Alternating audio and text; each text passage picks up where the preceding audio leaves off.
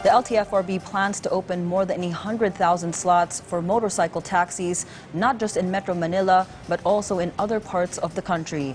This after President Ferdinand R. Jr. received an investment pledge from ride-hailing service firm Grab to create 500,000 job opportunities for Filipinos. Karen Villanda has more. Waiting and picking up passengers in front of terminals, but they vanish at the sight of an enforcer.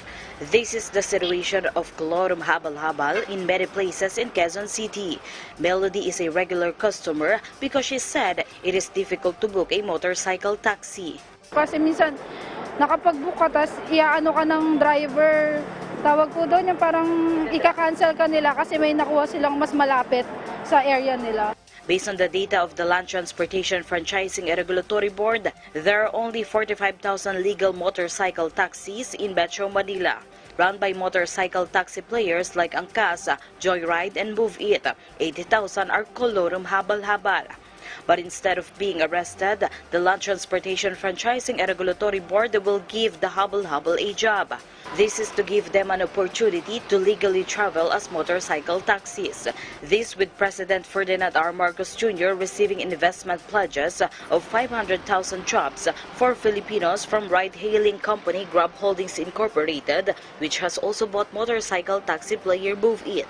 The best thing to do is just help them. Tulungan mo na lang, i-legitimize mo na lang yan to protect the riding public and at the same time to give our countrymen jobs.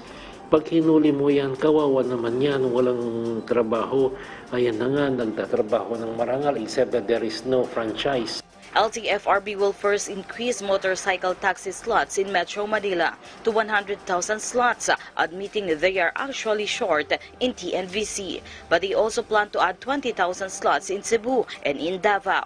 Motorcycle taxi slots will also open in Bacolod and Iloilo. While there is no law for motorcycle taxi as it is still in pilot study, the LTFRB will first issue a memorandum circular to increase the number of those who can participate in motorcycle taxi.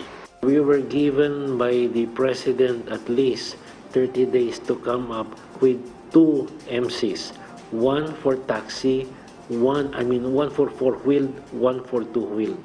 If we see a further need in 3 months' time, we may increase the number until such time that the number of TNVC matches the needs of the riding public. Mahirap din yung marami, bigla-bigla you will saturate the market. Ibig sabihin yan, babagsak na yung quality of service. The LTFRB said that the previous technical working group for the motorcycle taxi pilot study has released findings, but it still needs to be validated before passing to Congress what will also be the contents of the memorandum circular. Number 1, magkano bang dapat ng pamasahe? Number 2, do we have to add more? And number 3, if we have to add more, how many more? So yun ho ang i-consider namin.